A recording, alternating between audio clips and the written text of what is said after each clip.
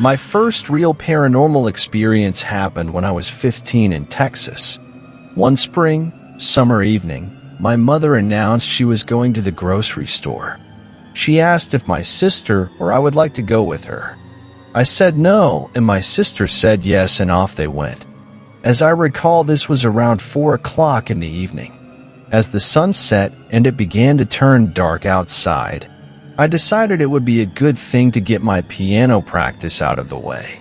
The setup of the living room was situated so that if I sat on the piano bench, my back would be toward the front door. To my left would be the hallway leading to the bedrooms. To my upper right was the family room, and behind me the living room furniture, front windows, and front door. I was dutifully engrossed in practicing one piano piece, and I was concentrating on trying to master one movement, playing it over and over again. It must have been around 8 p.m. when I thought I heard my mother call my name, which usually meant she needed me to help with the groceries. I will remember these circumstances for the rest of my life.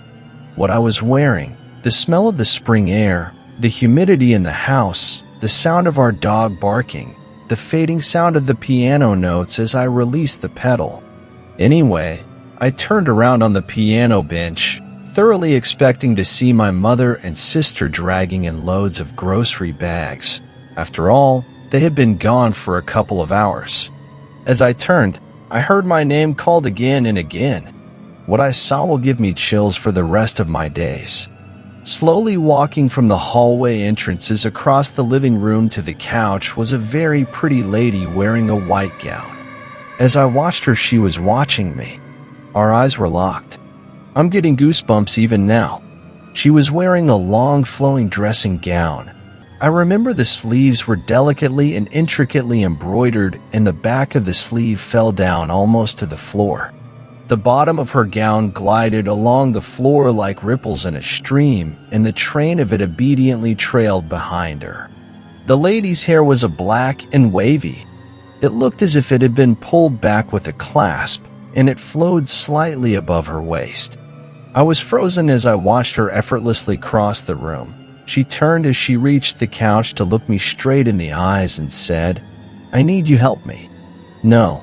Nope," I said as I almost fell to the floor, knocking over the piano bench, turning my back and running into the family room. With my back still turned toward the entity, I turned on the television for noise, sat down in a chair that had a high back, and was resting against a wall.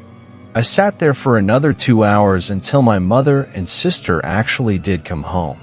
My mother took one look at me and quickly knew something was wrong. I was apparently, and yes, she said it as white as a ghost. I often think about this and wonder what it was that my lady in white had to say to me. I have never been back to that house again. Maybe if I had helped her, none of these problems would have happened and I would have been better.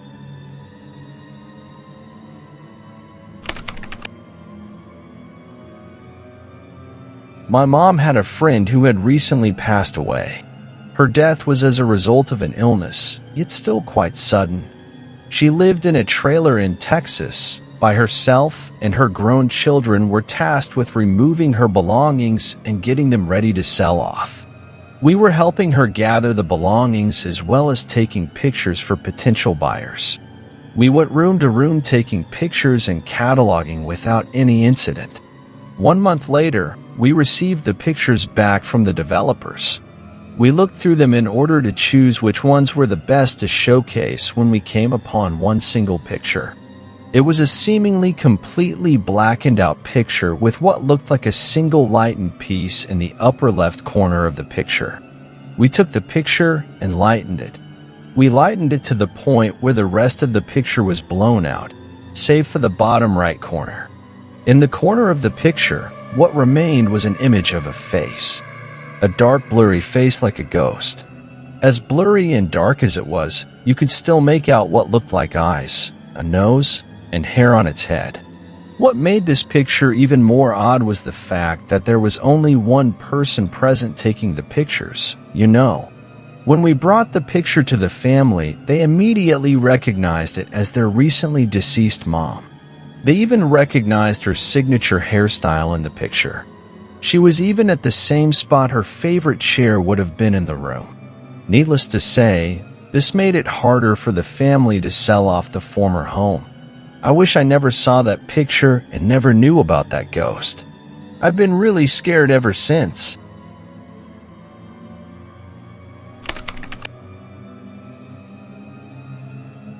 Around 1 year ago, me and my buddy had wanted to go fishing. It was a pretty late, chilly night, around 3 a.m. So my friend picks me up and we start heading down, going towards hills in Texas, which is a very dark and desolate area, which is supposedly said to be haunted by a lady in white that appears on the side of the road. So we're going down, and around this curve in the road there is a little dirt path and a canal. So we take this dirt path up to the top of the hill and park up. We get off as we both eerily notice that it was oddly quiet. We start unpacking our fishing gear to get the night started, and as I'm casting my line chilling next to the canal, my friend tells me he hears something strange like a screeching sound or kind of ghost sound coming from the lake next to us. So I just shrug it off as my friend just being paranoid until he calls me over saying that he sees something in white on the other side of the lake, same as a woman in white. I go over to check it out and we both see this figure in white hovering over the water by the shoreline across the lake until it vanishes out of sight.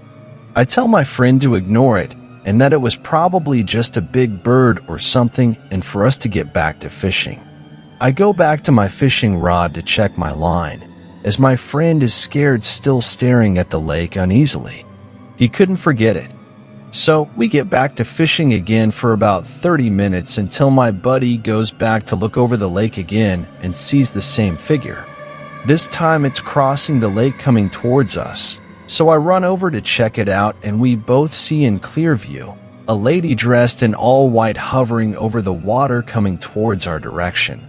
As she got closer to the shoreline, we ran back to get our fishing gear and threw it in the back of the car. We jumped in and hauled ass, getting out of there as quickly as possible. On the drive back to my house, we were both in shock, wondering if what we had seen was really real. It was so unbelievable. We still don't know what she wanted from us and why she didn't leave us alone.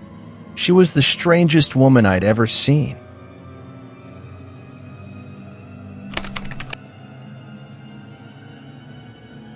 About a year ago, I was admitted to the hospital. Everything I saw I can barely remember now, but I knew at the time they were just hallucinations from the pills. It stayed this way for about 2 days straight, and on the 4th day, I remember clearly waking up feeling perfectly fine. My morning nurse came in and got a full coherent conversation, and they even brought in a doctor to check on me and ask me some questions. After a bit, they came to the conclusion the hallucinations had worn off a little later than they had expected, but they wore off nonetheless, and they would like to keep me a few extra days just to monitor my heart. After the nurse and doctor left, I decided I would take a nap until lunch came because my body still felt like stone from the overdose. About half an hour before lunch was supposed to come, I woke up because I felt extremely cold, and I could even see my breath. I looked over to my left, and there was a child standing next to me. She looked normal enough in a little hospital gown with straight black hair and shiny black eyes. I waved at her and said, "Hello," in kind of an awkward tone, not knowing how a nurse at the nurse's station for my floor would let a child walk around without supervision.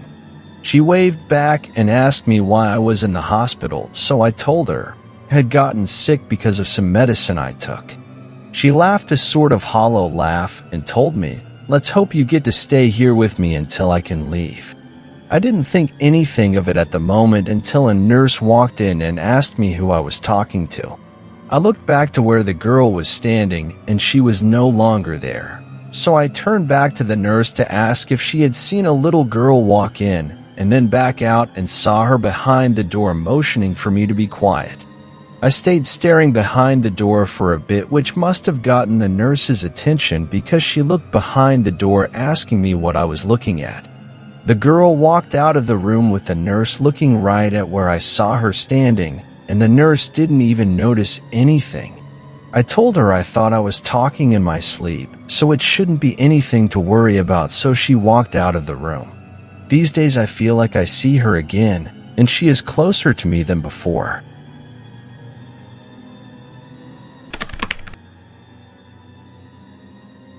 Back in 2009, I went to visit my sister in Pascagoula, Mississippi. I spent a whole week over there. All week long we went to visit casinos, beaches, and a lot of beautiful scenic parks. I used my cell phone to take pictures of the beautiful views, and it was one of those places that I dropped my cell phone by accident and damaged it. So after cursing back and forth, I borrowed my sister's cell phone to call the phone company and ask for a replacement. After a few chit-chats, we finally came to an agreement with the cell phone company, and they decided to deliver a replacement cell phone to my hometown of McAllen, Texas. So in the meantime, I was without a cell phone. On the day of returning home, I arrived and my sister dropped me at the bus station to go buy a ticket for my return home. After purchasing the tickets, I had to wait for the bus to arrive. The first bus trip was from Mississippi to Mobile, Alabama to Louisiana. The trip was in 2 hours. I hated to wait seated for 2 hours before boarding the next bus. After 20 minutes of being seated and bored because I had no cell phone to play at least games, I decided to go get something to eat at a burger stand. After enjoying a delicious meal, I stepped into the bus station's restroom to wash my hands, and that's when my experience started. As I was washing my hands, I glanced through the restroom mirror because a man entered the restroom, and my eyes couldn't deceive what I saw. There standing at the door was a man with the same features. A man resembling me. Another version of me. Thinking it was my mirror reflection, but impossible because my other me was wearing different clothing. I remember I was wearing a yellow t-shirt with a winter black jacket cause it was still cold. And the other me was wearing a green button long-sleeved shirt.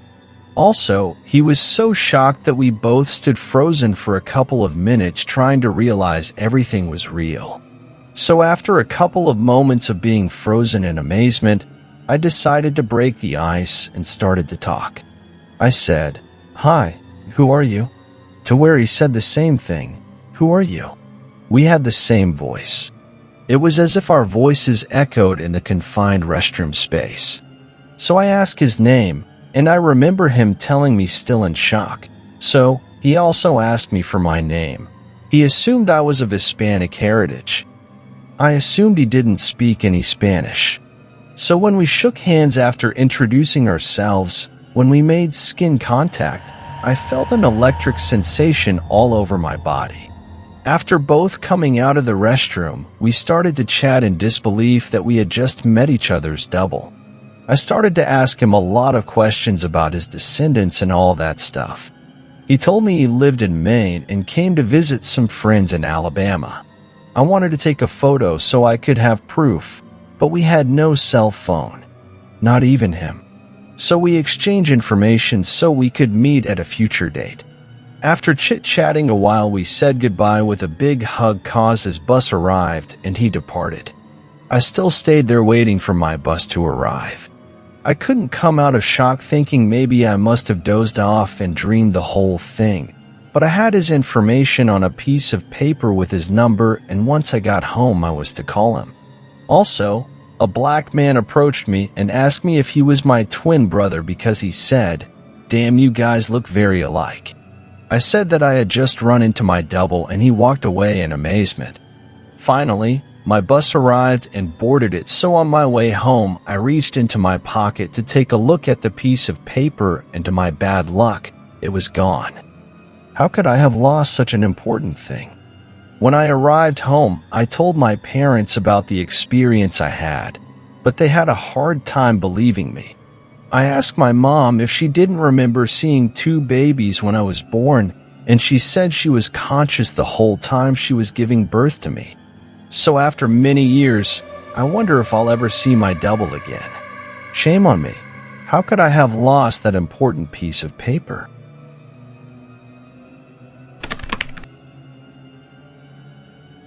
It was May 26th, 2000, and the school year had come to a close.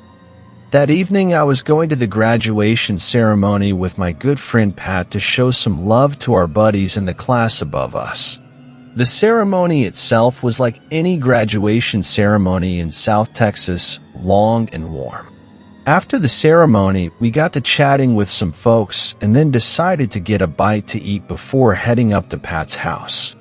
I was spending the night because I was helping his family move the next day. Patrick and his family lived out past 107 on 8 Mile. It was pretty far from the school and it was very secluded and dark. They had found a house just around the corner from the school and near civilization. After eating, we headed to Patrick's house. It was a mix of rural neighborhoods and orchards. There was always someone somewhere that claims to have seen a ghost or knew someone that had an episode where they encountered something spooky. On this night, it was nothing out of the usual. It must have been around 9 p.m. or so, and it had been a long day. Patrick and I had been chatted out, I guess, and fell into a quiet spell in the car. Music was playing, and we were just listening to that. I noticed a truck riding my tail in my rear view. I knew he wanted to pass me, but it was a two-lane road, one going north and the other going south. As this truck did so, a car was coming southbound at the same time. It happened fast, and I thought for sure there was going to be a huge accident. But nothing happened. There was no screeching tire sound or loud impact. I checked the rear view and saw the taillights of the car going southbound, but there was no truck. It vanished in that split second. I sat in silence for a moment before looking at Patrick. Maybe I was just tired and making it up, but as I looked at him, he said, "Did you see that?" And we both did a double take in the mirrors. Something did happen, and we couldn't explain it. We sat in silence for a few moments more, trying to process what we had just seen. That truck had to have gone somewhere, but we just don't know where. There was no explanation as to what happened to that truck. The next day, we drove by there again while we were moving furniture from one house to another. We checked for skid marks or wreckage. We checked for some hidden entrance. We tried to make sense of everything, but we just couldn't.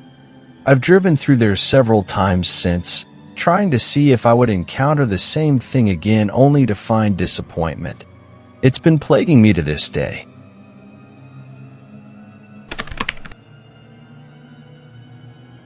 One cold and foggy night many years ago, my wife and I were cruising around due to the fact that we both were on vacation and had a bonus check. That means with money in my pocket, we decided to have a nice road trip. So off we went to visit many places. Since we purchased an atlas and a gas store, we decided to go along and make that road trip. My wife came up with the idea of tracing a circle pattern in the atlas map, so following that circle pattern we went to San Antonio, also went to visit the children of the railroad tracks. After that we went to Marfa, Texas to visit the Marfa lights and so on. After 5 days of a road trip, I was very exhausted from driving. So on our way back home, we decided to drive back at dusk to avoid all the afternoon traffic. So as we were driving back home, night fell upon us, and with almost 3 hours left to get home, we started to get hungry. So I told my wife to start looking for a place to eat. Being almost midnight and cold and almost foggy, we spotted a big neon sign that read, "All Night Dinner. Anything you can eat for a small price."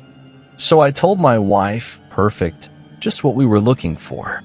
My wife got kind of confused and freaked out cause who would have an all-night diner in the middle of nowhere and to the side of the road? At that time, I didn't pay much attention to that cause I was starving and all I wanted was a nice meal. So I just brushed it off. We went inside the diner and got served real good. The waitress was very nice and all got to eat till we got stuffed. Being inside, I noticed the restaurant was a little old style. Nothing like a diner nowadays. Chairs, tables, everything looked outdated. And another weird thing we came to notice after we left the diner was that we were the only ones there. Well, after a nice meal, I got up to pay at the front register, which I found weird cause it was also outdated. It was one of those registers which they pull a lever down and it opens with a bell sound. Thinking maybe it was just part of the restaurant and they wanted to keep everything old-fashioned. I brushed it off, but where in the world would they find an outdated register nowadays? Another weird thing was the waitress had no cell phone and had an old-fashioned hairstyle that nobody uses nowadays. Well, to make a long story short, I took out two $20 bills to pay, thinking maybe it was going to be a little expensive, but to our surprise, the whole bill came out to almost $10. I told the cashier if she was sure that was the total, since we ate a lot and got stuffed with a lot of food. She said yes, that's the total. As I handed her a $20 bill, I told her to keep the change as a tip, since it was worth it. She couldn't thank us enough, since to her it was a very generous tip. So she thanked us and invited us to return whenever we passed by. After we were back on the road, we were so satisfied and happy because of the good customer service we had. Talking of coming back real soon, since it was just like 2 hours from home. 2 weeks later, we decided to pay another visit to that old-fashioned diner. But this time it was during the day. We went, but to our surprise, we drove around back and forth and we couldn't find the diner. We were so dumbfounded cause a couple of weeks earlier the diner was there. There was no way we could have missed it.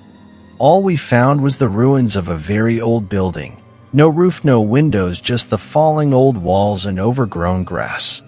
I scratched my head thinking maybe I was in the wrong place or town.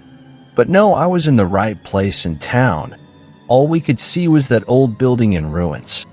So kind of perplexed, I stopped a local and asked about that diner, and the local got shocked and asked us, "How did you know there was a diner here?" And I said, "Wait a minute, what do you mean was?" Supposedly we ate dinner there a couple of weeks ago. The local said that the place got burned down by a fire more than 40 years ago, and all the workers perished in that fire. I started to shake my head in disbelief and exclaimed to the local that it was not possible, since we had a very good meal almost 2 weeks ago. The local said he had proof of he was saying. So he got out his cell phone and opened a news app and searched that diner and showed us where it mentioned the fire and the diner. He also came up with the photos of the people who perished in the fire, and there was the kind waitress who attended us that night. So scared and confused, we thanked the locals for the info, got in the car, and drove out of that town in a hurry. My wife and I were so scared and in shock, trying to comprehend the experience we went through. I'm scared cause I remember vividly that night, and no wonder everything seemed outdated. But what happened to us that night? Did we go into a time warp and end up back in time when the diner was in full function? Or did we come face to face with phantoms? This happened back in December 2014.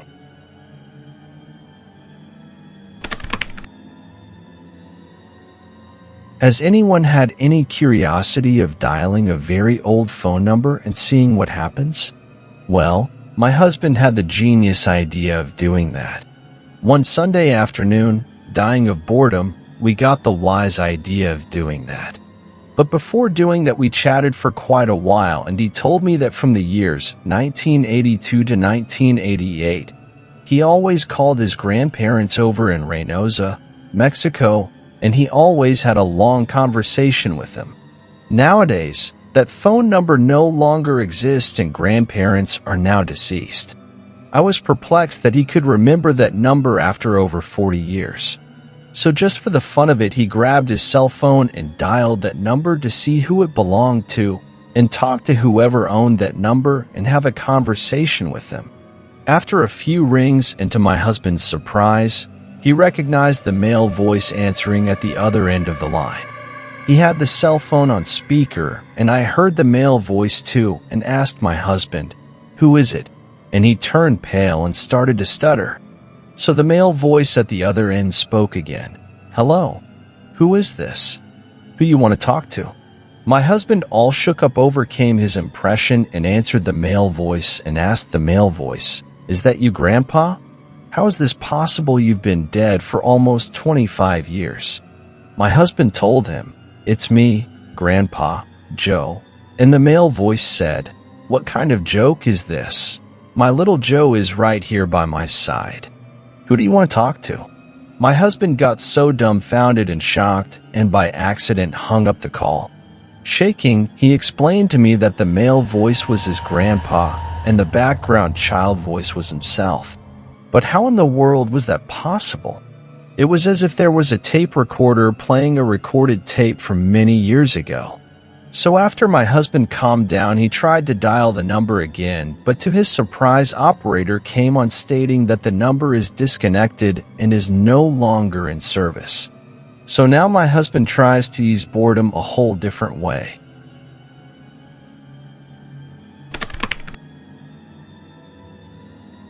I grew up in Texas. I was around 7 or 8 at the time this occurred, and I've never heard of anyone having a similar experience. It was maybe 2 or 3 in the morning, and I was sleeping on the couch in the living room at my parents' home. What woke me up at that time was a very loud moaning sound coming from outside the house. But it wasn't from a single source, it was a lot of loud voices doing the same sound. I got up to peek outside, still laying on the couch, which was next to the window. What I saw is very difficult to explain.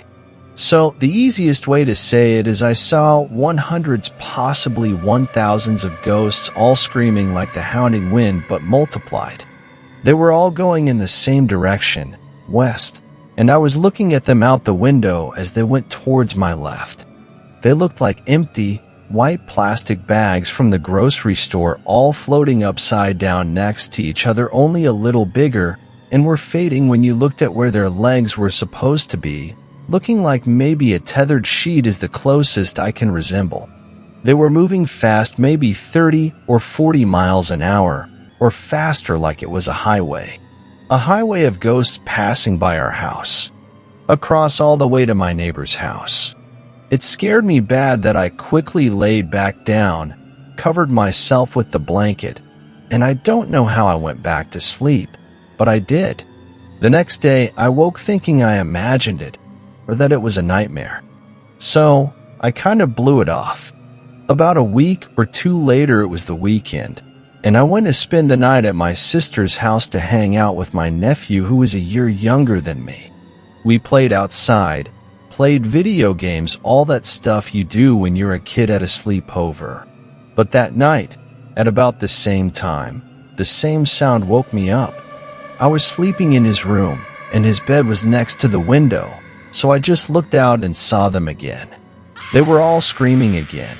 Everything was the same except they were headed northwest this time, and I was looking at them go away from me.